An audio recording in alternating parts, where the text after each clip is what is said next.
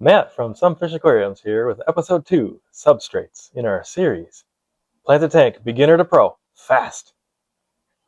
This is a series that gives you just what you need to know to become a pro in planted tanks.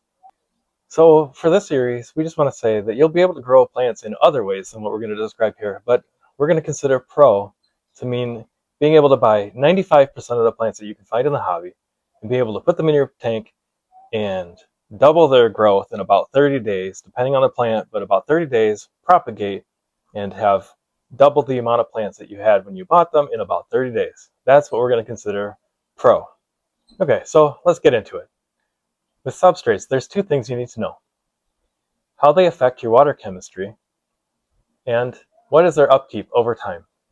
All right, so let's get into how substrates affect your water chemistry and how they provide nutrients for your plants.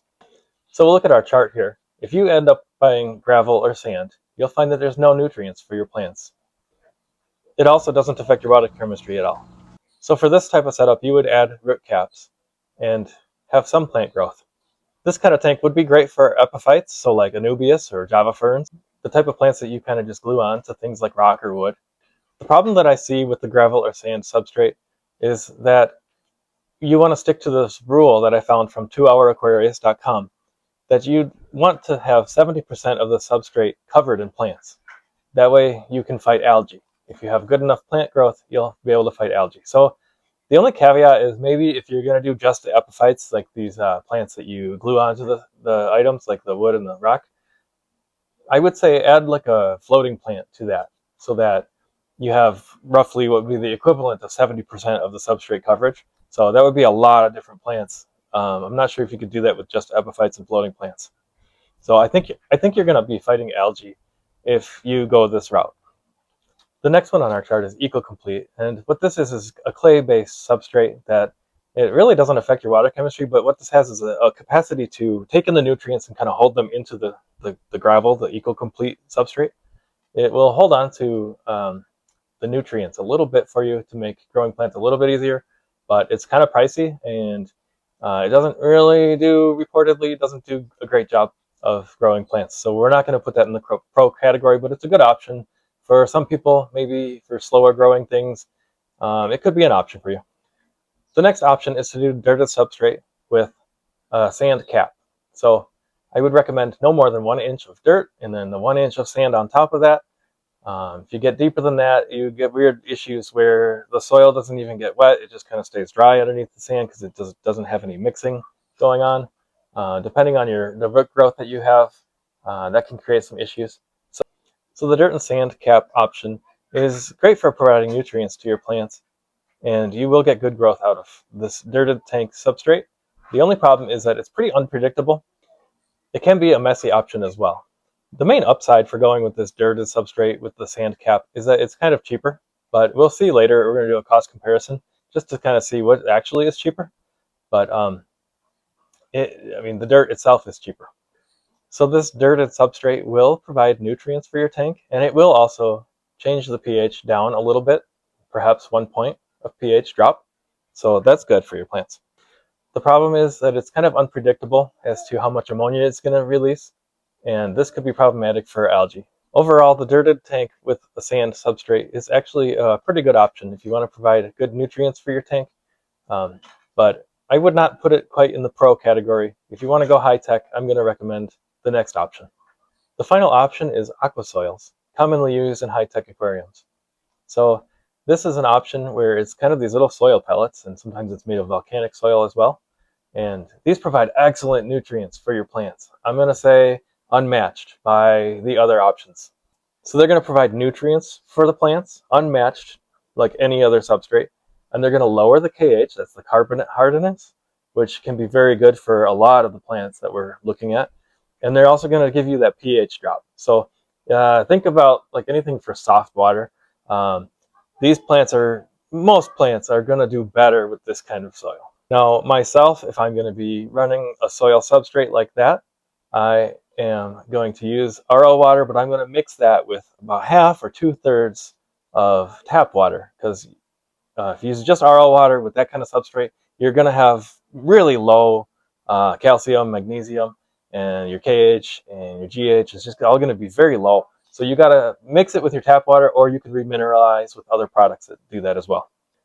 The cons to this option is that some people consider it kind of expensive, and on the higher end ones, yes, they are kind of expensive. We'll talk about that next. Okay, so for gravel and sand, I kind of looked up on Amazon kind of what you'd be spending. So gravel is going to be around $24 for a 20-gallon tank, and that sand is going to be about $30, but you're going to get a 50-pound bag, so that might cover 2 tanks worth. Eco Complete is probably the most expensive option at $68. That's going to cover about a 20-gallon tank. All right, dirt with a sand cap is about $10 for a bag of dirt. That would give you about 1 inch of soil for about a 20-gallon tank. And then the sand, you can get the 50-pound bag for $30. That's probably a little bit too much sand, but that's how it comes. So recapping just a little, that gravel and sand was about $24. The Eco Complete was $68. The dirt with a sand cap would run $10 for the dirt and $30 for the sand. And my personal favorite, Fluval Stratum, will run you $37 for enough to get a 20-gallon tank substrate. Now, if you want to go total pro, I recommend mixing that Fluval Stratum with Mr. Aqua. Mr. Aqua, for a bag of that, is going to be $57. And you're going to have a little too much if you mix them, and then mix that with the Fluval Stratum. If you want to go for the higher end ones, the ADA Amazonia 2, that runs about $63. Okay, now the next topic. About 6 months into your planted tank, that Aquasoil or dirt, whatever it is that you put down, is going to run out of nutrients. So what you can do is, if you're replanting plants a lot, you can top it off with a little extra soil. So I recommend having, when you're first putting the substrate in, buy a little extra so that you can always add a little more week by week. To when you're pulling plants up and things and dirt gets moved around, you can add a little bit, like a spoonful at a time. I get that from 2HourAquarist.com. I want to give them credit. That was their idea. They've been promoting that for over a year. So I recommend, having extra substrate when you buy those Fluval Stratums or the Mr. Aqua or ADA Amazonia too. Have a little extra. And then when you pull plants up and things, add a spoonful right back where you pulled the plant up from. This will help give the plants enough nutrients as they grow and your soil depletes a little bit. You'll be adding it in enough soil that it'll keep some nutrients. Additionally, with all of these options, I recommend putting in root caps. I recommend those Thrive root caps. Talked about them in other episodes. I like them. They're relatively affordable because you get 60 caps in a bottle, and you put those in every other month, sometimes more if you aren't seeing good enough growth. But I recommend every other month, go ahead and put root caps under every 6 inches of soil, 6 square inches. All right, so let's recap just a little bit. We talked about 4 different types of substrates. There's the gravel or sand, which we thought didn't really add any nutrients to your tank. So you would have to use root caps for sure.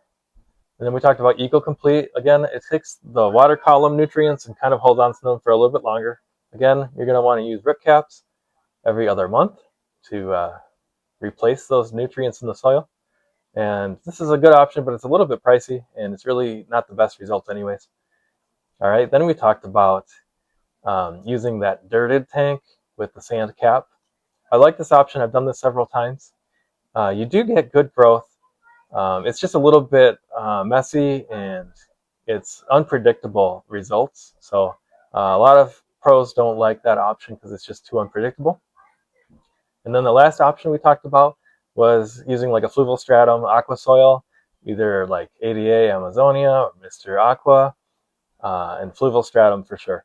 All of these options, I recommend the root caps every other month, even if you're using the Aquasoils, and then topping them off a little bit as you pull plants up, topping off the Aquasoil, just like 1 spoonful at a time. That will keep the nutrients in your tank. So that's all you need to know about substrates. So as usual, these products are usually sold on Amazon. I'll leave links in the description below so that you can find those products easily. Now it's time for you guys to leave comments about what I missed. What do you think a beginner needs to know to become pro fast when it comes to substrates, right? We covered it pretty good, but I probably missed some things. Or maybe what are the things that you do differently that I did not talk about? There's a lot of different ways to do it. So if you know a better way that gets you from beginner to pro fast, let our community know in the comments. All right, and if you think anybody could benefit from this information that wants to go from beginner to pro in planted tanks, hit that subscribe button and hit the like button so that YouTube can recommend it to other people. Go ahead and share it with them. And also, You want a substrate so that you see the next episode that we come up with for this series, Planted Tanks Beginner to Pro Fast. We covered lighting in episode 1, and now we've covered substrates in episode 2. I want to thank everyone that's subscribed so far. Our subscriber count is going way up, and I really do appreciate that. I think this is really great for the community to have kind of simplified instructions for how to do these tanks. It's so complicated. There's so much information out there, and it's a lot of confusing information. So if you guys would help me, go ahead and subscribe if you think that I've got it right. And if you don't, please leave a comment. We will try to fix it in the comments. All right, so go ahead and subscribe if you want to see the next episode. And if you're watching this in the future, go ahead and look at the playlist, Beginner to Pro Fast. Thanks so much.